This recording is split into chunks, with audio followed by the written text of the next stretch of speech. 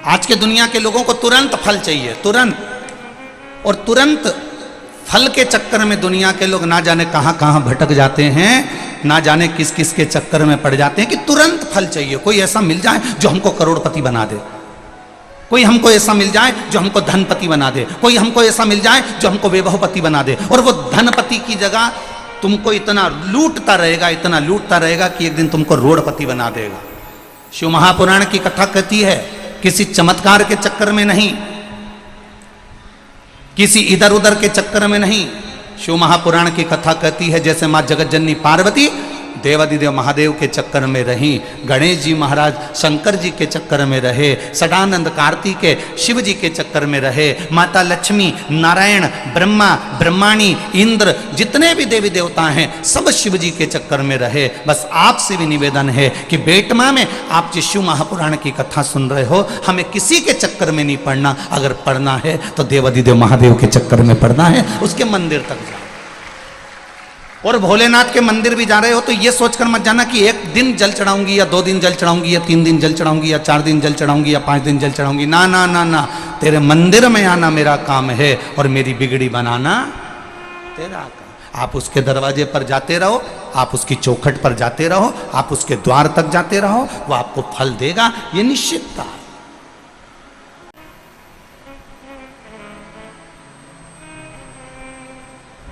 करो भजन उसका, दिखावे से मत करना शिव का भजन।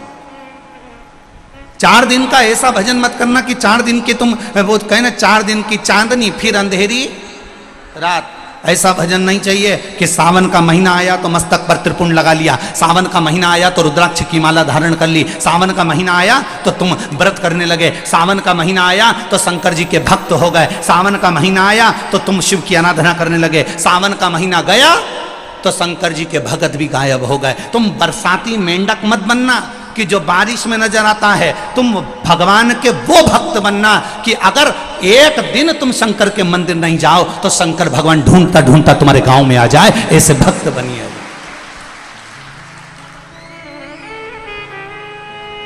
शिव के वो भक्त बनो, वो ढूंढता ढूंढता तुम्हारे दरवाजे पर पहुंच जाए।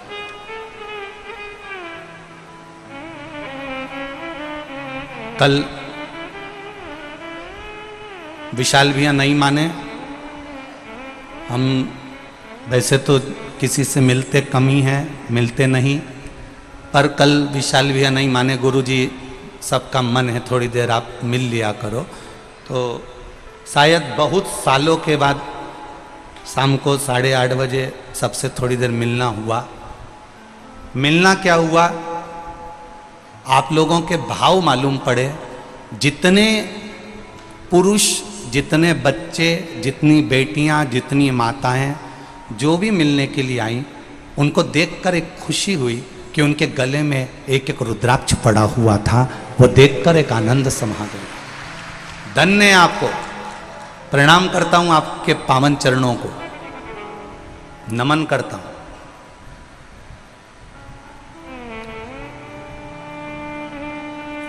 बिना तुलसी के मेरा नारायण, बिना तुलसी के मेरा कृष्ण, बिना तुलसी के मेरा राम, बिना तुलसी के मेरे राम जी महाराज, मेरे भगवान कृष्ण, मेरे नारायण बिना तुलसी के भोजन ग्रहण नहीं करते। उसी तरह बिना तुलसी की माला के और बिना रुद्राक्ष की माला के मेरे महादेव स्वीकार नहीं करते, ये निश्चित था। बिना तुलसी के भोजन के भगवान भोजन नहीं खाता। तुलसी का दल अगर थाली में नहीं है, भगवान उस भोजन को ग्रहण नहीं करेगा। उसी तरह जिस वैष्णव के गले में तुलसी की माला नहीं, उसे नारायण स्वीकार नहीं करता, और जिसके गले में रुद्राक्ष का एक मन का नहीं, उसे महादेव स्वीकार नहीं करता। उसके गले में एक रुद्राक्ष अगर विराजमान है, उसके गले में अगर एक रुद्राक्ष भी विराजमान है, तो ये समझ लेना कि तुम अकेले नहीं हो, तुम्हारे साथ में काल अधिपति महाकाल तुम्हारे कंठ में बैठकर सारी दुनिया का आनंद पा रहा है। तुम्हारे कंठ में विराजमान होकर वो सुख प्रदान कर रहा है, वो आनंदता दे रहा है।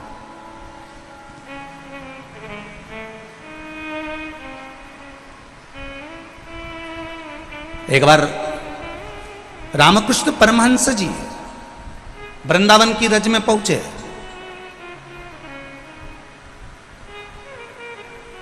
रामकृष्ण परमहंस जी वृंदावन की रज में पहुंच रहे हैं।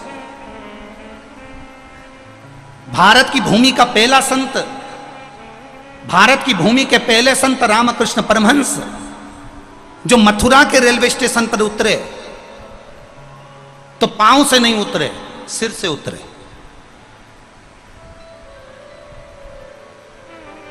किसी ने पूछा रामकृष्ण परमहंस जी से, गुरुदेव मथुरा के रेलवे स्टेशन पर उतर रहे हो, पांव से उतरो, ट्रेन से सिर के बल उतरोगे तो गिर जाओगे।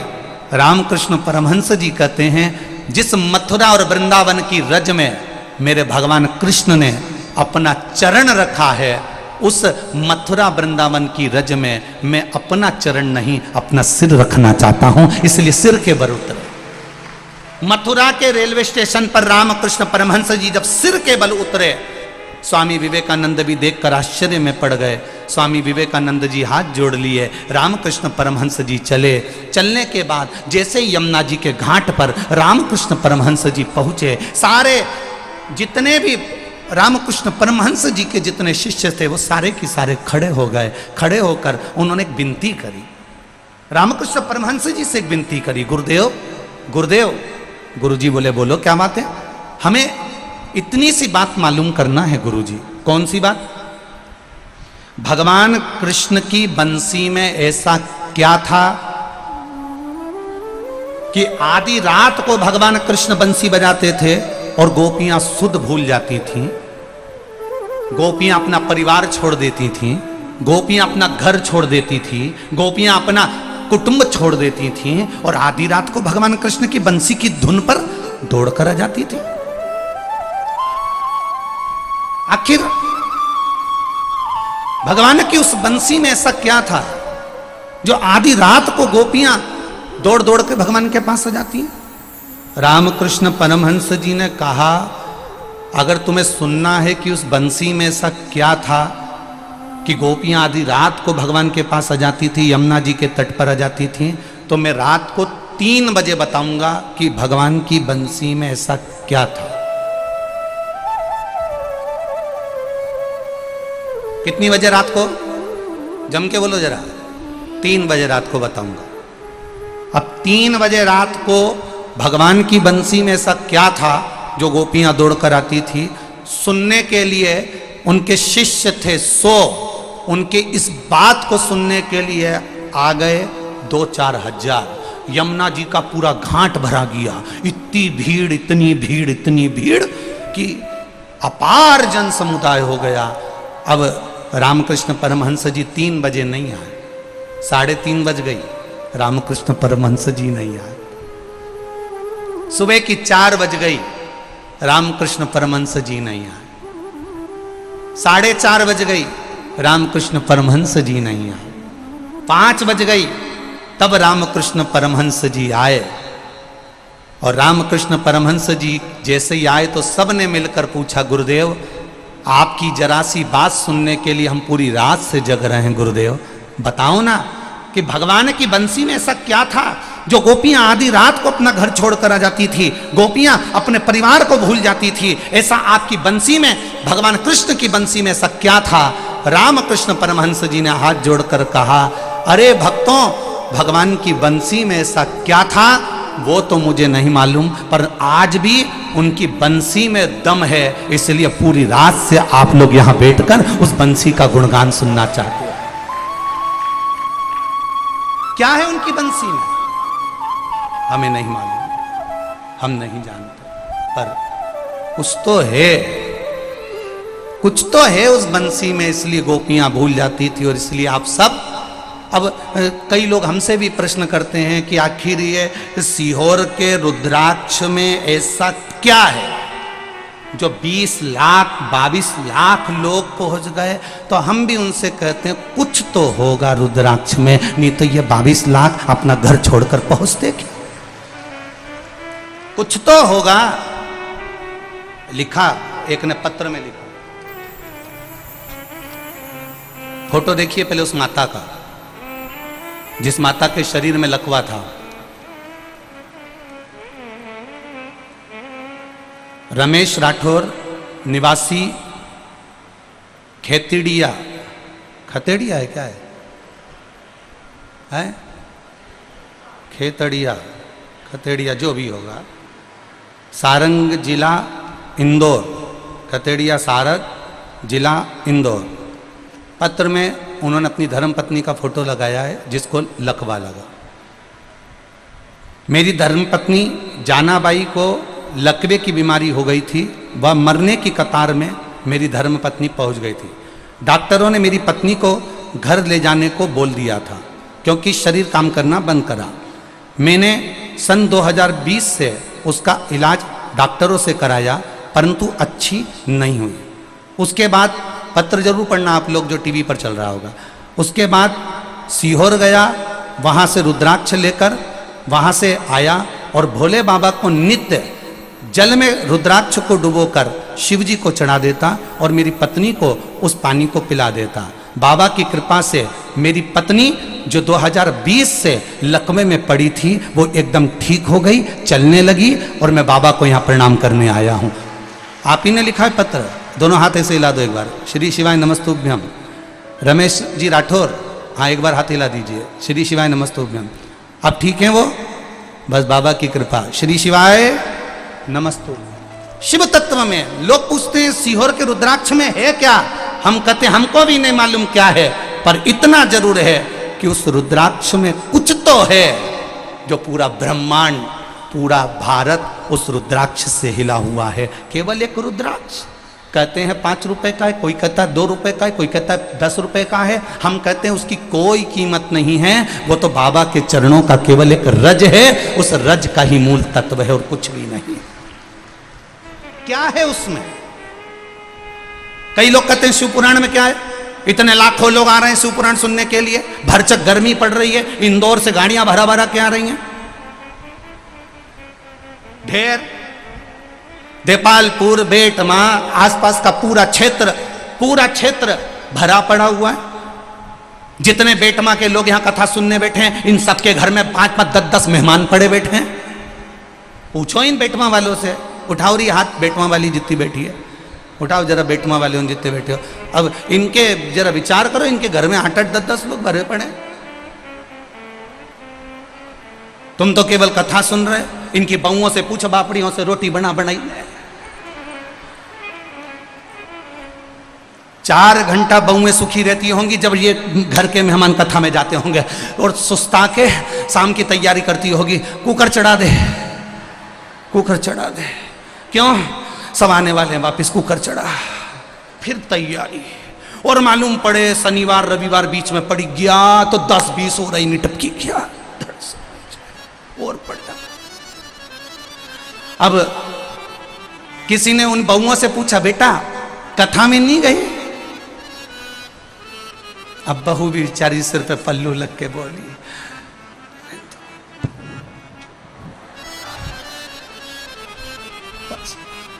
अगली बार सीहोर वाला महाराज जब कहीं पास में आएगा, हमारे गांव में नहीं, पास में कभी आएगा तो हम उनसे कह देंगे सासू से, तुम यहाँ सुनो, हम वहाँ चले। हम भी अब किसी के यहाँ मेहमानी करने जाएंगे, होंदे पास में कथा, 4 दिन 6 दिन 8 दिन आनंद। कौन किसके यहाँ आता है जीजियों? शादी भी होती है ना तो कोई मुंह दिखाने के लिए आता है, पर शिव महापुराण की कथा केवल एक ऐसी होती है जो मेहमान खुद फोन लगाकर बोलता है मैं 4 दिन तुम्हारे यहाँ रहूंगा। कथा सुनना, कथा सुनना है। हम शादी में निमंत्रण देने जाते हैं, आना जीजी, आना फूफा जी, आना बुआ जी, आना काका जी, आना मौसी जी, आना मासा जी, आना जीजा जी, आना जीजी, हम पत्रिका दे देकर आते हैं। और इतने अहंकार में जो भी आता है शादी में ऐसा अप टू डेट बन के आता है, सारा काम हाथ में हाथ चाहिए। पर केवल शिव महापुराण के जितने भगत आपके घर में मेहमान के रूप में आते हैं, आधे से ज्यादा काम तो वही कर लेते हैं। अरे हम आए हैं केवल कथा सुनना है, आनंद लेना है, 7 दिन की भक्ति करना है, आनंद पाना है, इसके बाद चले जाना है। क्या कर रहा है उसमें? क्या है शिव पुराण में? इस शिव महापुराण की कथा में है क्या? जो टीवी के सामने सुनते हैं तो कार्य हो जाता है, मोबाइल पर सुनते हैं तो कार्य हो जाता है, पंडाल में बैठकर सुनते हैं तो कार्य हो जाता है, शिवालय में जाके एक लोटा जल चढ़ाते हैं तो कार्य हो जाता है, एक बेलपत्री शिव को चढ़ी हुई खाते हैं तो बीपी शुगर लेवल पर आ जाता है। आखिर इस पुराण में है क्या? ये तो हमको भी नहीं मालूम कि पुराण में है क्या, पर इतना जरूर जानते हैं जिसने विश्वास महादेव पर कर लिया। रामचरितमानस में लिखा है, शंकर विश्वास रूपिणो, शिव पर जिसने विश्वास कर लिया उसको महादेव मिल गया, उसका कार्य सफल हो गया। शिव के मिलने से, शिव के प्राप्त करने से। किसी के यहाँ 19 साल में, किसी के यहाँ 15 साल में, किसी के यहाँ 8 साल में, किसी के 10 साल में, किसी के यहाँ 20 साल में संतान हो रही, किसी के 5 साल में, 6 साल में। और आप भी बेटमा के रहने वाले हो, आप भी जिस जिस गांव से आए उस गांव में देखना, आपको सूचना मिली होगी। किसी ने कहा होगा मैंने पशुपति व्रत करा था मुझे ये हुआ, मैंने पशुपति व्रत करा मेरे को ये आनंद हुआ। क्या है ऐसा पशुपति व्रत? क्या सुख पाया? आनंद की एक लहर था, आनंद का एक सुख परमात्मा की शरणागति में है, उसके विश्वास, थोड़ी प्रतीक्षा में। शबरी अम्बा ने प्रतीक्षा करी, राम सामने आ गए। विभीषण ने प्रतीक्षा करी, राम सामने आ गए। माता अहिल्या ने प्रतीक्षा करी, राम सामने आ गए। आपसे भी निवेदन है, थोड़ी एकदम जल्दीबाजी मत करना कि मैंने अभी लोटा भर के जल चढ़ाया तो भगवान मेरी सुन लेगा, मैंने अब भी जल चढ़ाया तो भगवान मेरी सुन लेगा। ना ना ना, थोड़ी प्रतीक्षा करना, उसके दरवाजे तक जाते रहना, उसकी कथा सुनते रहना। जब जब टीवी पर मिले तुरंत रिमोट से ढूंढना और सुनने का प्रयास करना। थोड़ा सा चित्त उसमें लगा कर रखना, रमा कर रखना, डूबे रहना, उसके अंतर्गत वो अपने आप आनंद की अनुभूति करा देगा अपने आप।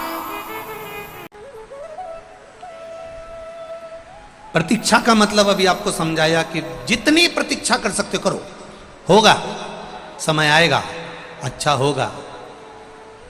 समय लग सकता है, किसी किसी के फाइल अगर ज़्यादा मोटी होती है तो इसको छुपाने में, दबाने में समय लगता है।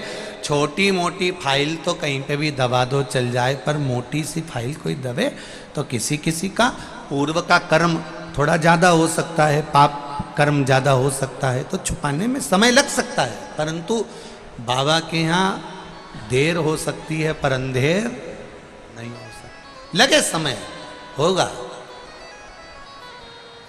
आएगा समय, श्रेष्ठ आएगा, अच्छा आएगा। शिव पुराण कह रही है, दया। मां पार्वती जी बैठी हैं शिलाखंड पर, बच्चे के रोने की आवाज आ रही है वापिस। पार्वती मैया बेलपत्री के पत्ती की माला बना रही हैं, मंदार के फूल लगा रही हैं, शमी के पत्ते लगा रही हैं।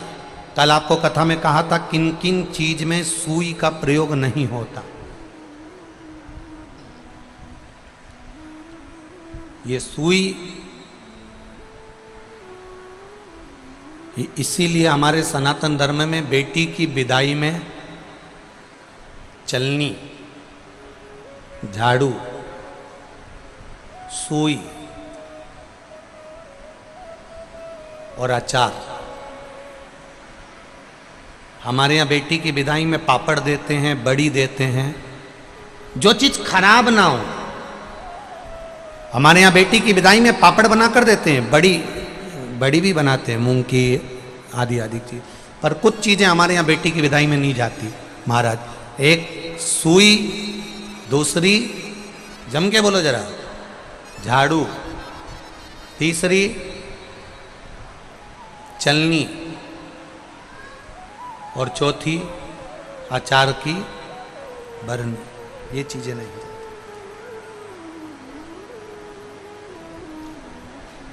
बेटी को तुम्हारे घर का अचार बहुत अच्छा लगता है, वो कहती है मम्मी मेरी माँ बहुत अच्छा अचार डालती। तो बेटी से कह देना बेटा एक काम कर, तू केरी मंगवा के रख ले, तू गोंदिया मंगवा के रख ले, नींबू मंगवा के रख ले, मैं आऊँगी आधा घंटा के लिए तेरे यहाँ अचार डाल के वापिस आ जाऊँगी।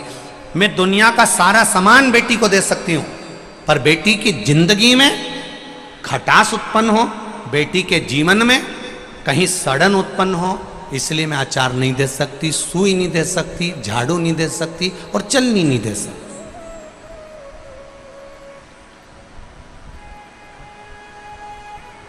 ना जाने कौन कौन तुमको अकल दे देता है संक्रांति के टाइम पर।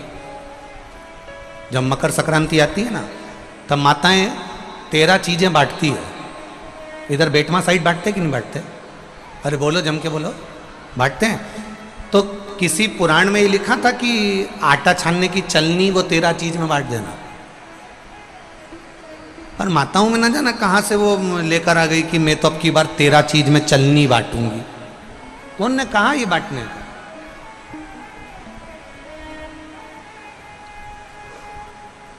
जो भगवान की सेवा में कार्य आए, जो भगवान के भजन में कार्यरत रहे, जो भगवान की सेवा में, ठाकुर की सेवा में, राम की सेवा में, मेरे कृष्ण की सेवा में, मेरे शिव की सेवा में जो तल्लीनता से सेवा में कार्य आए, वो चीज बांटो तो चल जाइए। चलनी कौन ने बांटने की थी तुमसे कि चलनी बांट? ना ना ना महाराज, माता पार्वती जी बैठी हैं, बेलपत्री की माला बना रही हैं, मंदार के फूल लगा रही हैं, शमी के पत्ते लगा रही हैं। बच्चे ने फिर आवाज लगाई, माता मुझे बचा लो माँ, माता मुझे बचा लीजिए, माँ मुझे बचा लो माँ, माँ मुझे बचा लो माँ।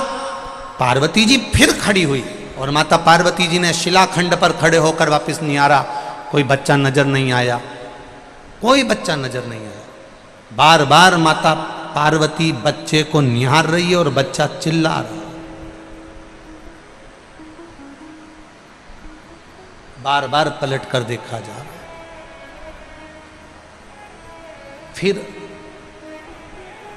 जब देखा पार्वती जी ने कि कोई समझ में नहीं आ रहा कि आखिर हो कौन रहा है, कौन चिल्ला रहा है, कौन बोल रहा है, किसको मालूम। थोड़ी देर बाद मां फिर सेवा में तल्लीन हुई। शिव महापुराण की कथा कहती है, जब जब आप सेवा में तल्लीन होंगे, जब जब आप भगवान की सेवा में जाएंगे, जब जब आप किसी अच्छे कार्य के लिए अग्रण्य बनेंगे, तब कोई ना कोई आपको रोकने का प्रयास करेगा, किसी ना किसी तरह से तुम्हें थामने का प्रयास करेगा, किसी ना किसी तरह से तुम्हें रोकने का, अवरुद्ध करने का प्रयास किया जाएगा। पर तुम्हारी भक्ति प्रबल होना चाहिए, दृढ़ता प्रबल होना चाहिए।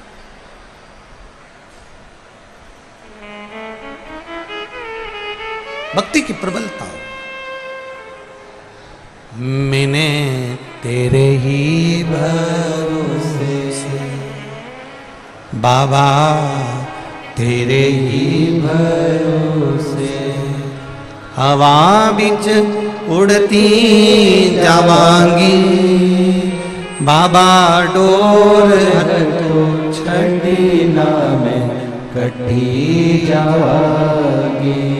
भोले मैं तेरी पतंग, शंभू मैं तेरी पतंग। शिव कथा कह रही है। बच्चे ने फिर चिल्लाया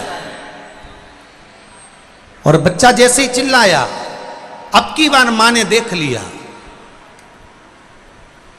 अभी तक मां देख रही थी पर्वत पर, अभी तक मां देख रही थी भूमि पर अब मां ने देखा कि एक जलाशय में एक मगर एक बच्चे को पकड़ने के लिए घाट पर आ रहा है।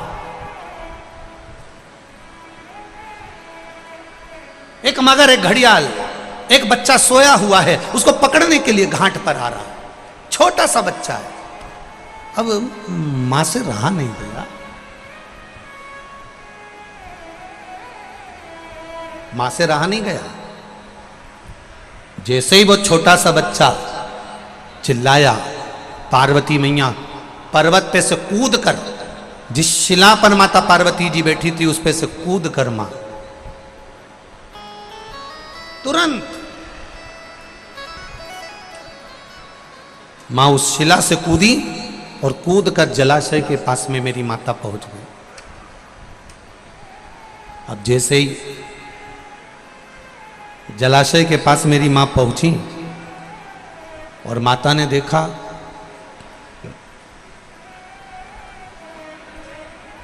बच्चा चिल्ला रहा है, मां मुझे बचा लो, मां मुझे बचा लो। माँ, ये घड़ियाल, ये मगर, ये ग्रह मुझे खा जाएगा, आप बचा लो मुझको। माँ जाकर घाट पर खड़ी हो गई और खड़ी होकर माता ने घड़ियाल को रोका। ए घड़ियाल, ए ग्रह रुक, ए ग्रह रुक जा, तू इस बच्चे को नहीं खा सकता, तू इस बच्चे को नहीं खा सकता। घड़ियाल मुस्कुराकर बोला, हंसकर बोला, पार्वती जी, इस सरोवर पर दिन के तीसरे पहर में जो भी मुझे मिलेगा वो मेरा भोजन होगा, ये मुझे वर प्राप्त है।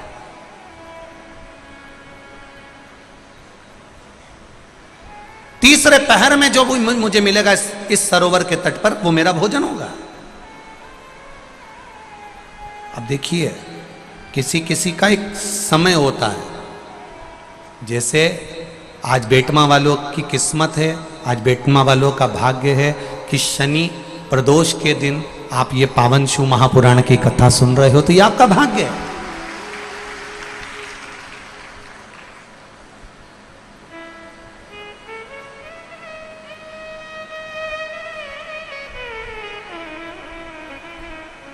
ये आपका भाग्य है, ये आपका सौभाग्य है। कुछ किस्मत में लिखा होता है, कुछ भाग्य में लिखा होता है।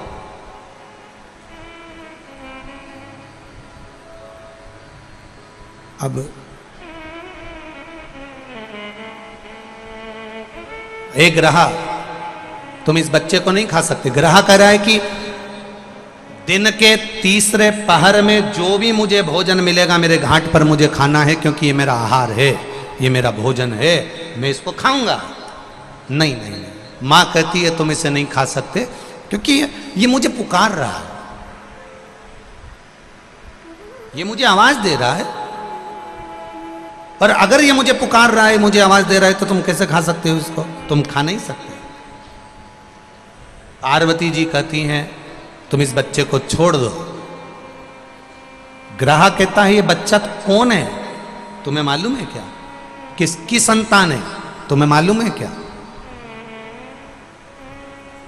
एक बहुत सुंदर संवाद ब्रह्मवेत्ता पुराण का है। आज शनि प्रदोष के दिन आप लोगों को थोड़ा स्मरण में ला दूं। किसी भी चीज का उद्यापन करो, 16 सोमवार का उद्यापन करो, चाहे तुम शुक्रवार का उद्यापन करो, चाहे तुम सोमवार का उद्यापन करो, चाहे तुम एकादशी का उद्यापन करो, चाहे तुम प्रदोष का उद्यापन करो, चाहे तुम जिस भी व्रत का उद्यापन करो, शिव महापुराण की कथा कहती है अपने घर के लोगों को गिनने से पहले बाहर के लोगों को गिनना जरूरी है। थोड़ा ध्यान देना। और आप लोग क्या करते हो? उद्यापन में सबसे पहले अपनी जेठानी को गिन लिया, इसको गिन लिया, उसको गिन लिया, उसको गिन लिया। और शिव महापुराण की कथा कहती है जेठानी तो तुम्हारे यहाँ का भोजन करेगी क्योंकि रिश्तेदार है, ननन तुम्हारे यहाँ का भोजन करेगी क्योंकि रिश्तेदार है, तुम्हारी देवरानी भोजन करेगी क्योंकि रिश्तेदार है, तुम्हारी चाची सास भोजन करेगी क्योंकि रिश्तेदार है, तुम्हारी काकी सास भोजन करेगी क्योंकि रिश्तेदार है। जब हम उद्यापन में दूसरे को गिनते हैं और उसको कोई सामान देते हैं, उसकी कोई सामग्री, कोई सुहाग की पिटारी, कोई सामग्री हमने उसको उद्यापन में दी, तो वो हमारा दान कहलाता। हमने अपने परिवार वाले को भोजन कराकर अपने उद्यापन में गिन दिया और अपने परिवार वालों को दे दिया। इसको देना नहीं कहते, इसको दान नहीं कहते, इसका पुण्य आधा हो जाता है। इसके पुण्य की परिभाषा यहां नहीं कहा जाए। अब और सरल भाषा में समझ लीजिए। कई माताएं कहती है हमने तो अपनी बेटी को यह सामान दे दिया, मतलब हमने खूब दान कर दिया। अब एक बहुत अच्छे से समझ लेना, हमने हमारी बेटी को ये दे दिया तो हमने दान दे दिया, हमने हमारी बेटी को पापड़ बना के दे दिया, हमने तो बहुत दान कर दिया, हमने हमारी बेटी को साड़ी दिला दी, हमने दान कर दिया, हमने हमारी बेटी को सामान दिला दिया, हमने दान कर दिया। बेटी दान लेने की हकदार नहीं है, बेटी अपने मायके का हक लेने को दमदार है। तुम बेटी को एक साड़ी देकर ये मत सोचना कि हम दान दे रहे हैं। बेटी तो खुद कन्यादान में जाती है। आप बेटी को अगर वस्त्र दे रहे हो तो दान नहीं कर रहे हो। आप बेटी को कोई सामग्री दे रहे हो तो दान नहीं कर रहे हो। आप बेटी को कोई सामान दे रहे हो, दान नहीं कर रहे हो। आप बेटी के बेटे को 500 रुपए का लिफाफा दे रहे हो, ये दान नहीं कहला रहा है। ये वो अपना हक लेकर जा रही है। आई है माँ बाप के घर में तो साड़ी तो देना पड़ेगी, नहीं देगी तो काले कोट वाला दिला देगा। उसमें ये दान नहीं है कि तुम कह दो कि नहीं साहब हमारी तो हमने बहन बेटी के दान दे दिया, हमने तो हमारी बहन बेटी के दान दे दिया, हमने तो हमारी बहन बेटी के दान दे दिया, तो बहन बेटी कहीं भिक्षा मांगे तुमसे। अरे बोलो तो बेटमा वाली हो, बोलो बोलो जम के बोलो। तुम क्या भिक्षा मांगो कि हम भैया के जाएं तो दान लेके आएंगे? दान लेकर बहन बेटी नहीं आती। बेटी अपने भाई के यहाँ से दान लेकर नहीं आती। बेटी अपने मायके से दान लेकर नहीं आती। बेटी मायके में जाकर अपने माँ बाप से और कहती है कि किसी ब्राह्मण को बुलाकर मम्मी सत्यनारायण की कथा कराकर थोड़ा सा दान दे दो। ये बेटी कहती है। बेटी दान लेकर नहीं आती है, बेटी दान दिलवा कर आती है। और बेटी मायके से अगर एक साड़ी भी लेकर आती है तो वो दान की नहीं, बेटी अपना हक लेकर आती है। जब तक माँ बाप हैं तब तक बेटी लेकर आ रही। तो जितनी भी भाभियां हैं वो ये कहना बंद कर दे कि हमने ननन को कुछ दान दिया।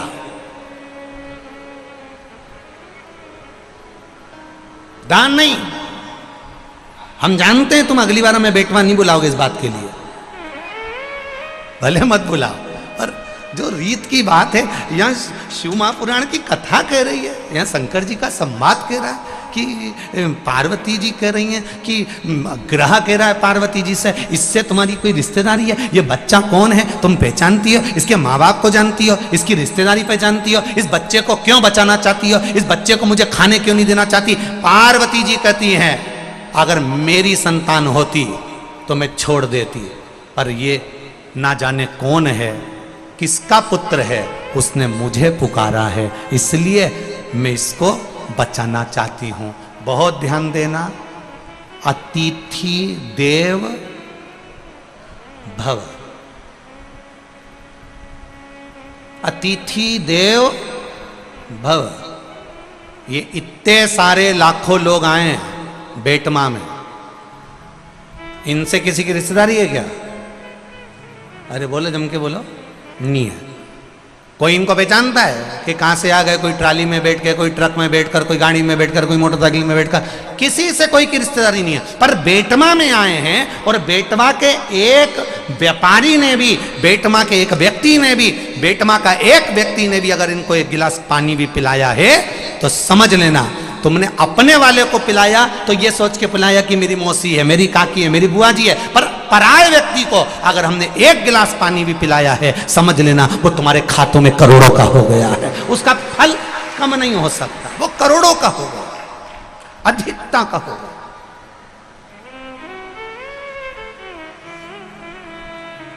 आज ये विशाल पटेल जी कथा करवा रहे हैं, विधायक जी कथा करवा रहे हैं। ये कथा चाहते तो छोटे रूप में करा देते कि मेरे घर का व्यक्ति सुन लेगा, परिवार का। ना ना ना ना, उन्होंने कथा करवाई संपूर्ण क्षेत्रवासियों के लिए कि पूरा देपालपुर क्षेत्र का एक एक बच्चा भले कथा में आए ना आए, आस्था चैनल पर सुने, चाहे फेसबुक पर सुने, चाहे पंडाल में बैठकर सुने।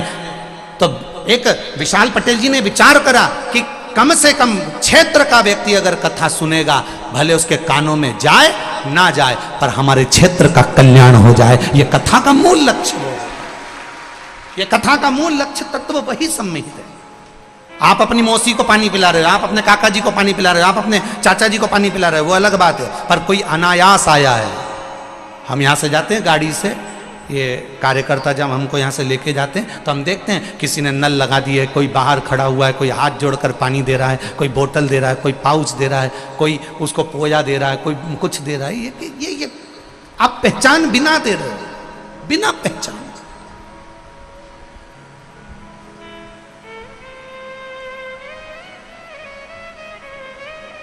मिल रहा है उसको। पार्वती जी से ग्रह ने कहा ये आपका कोई रिश्तेदार लगता है क्या? नहीं नहीं, मेरा रिश्तेदार नहीं।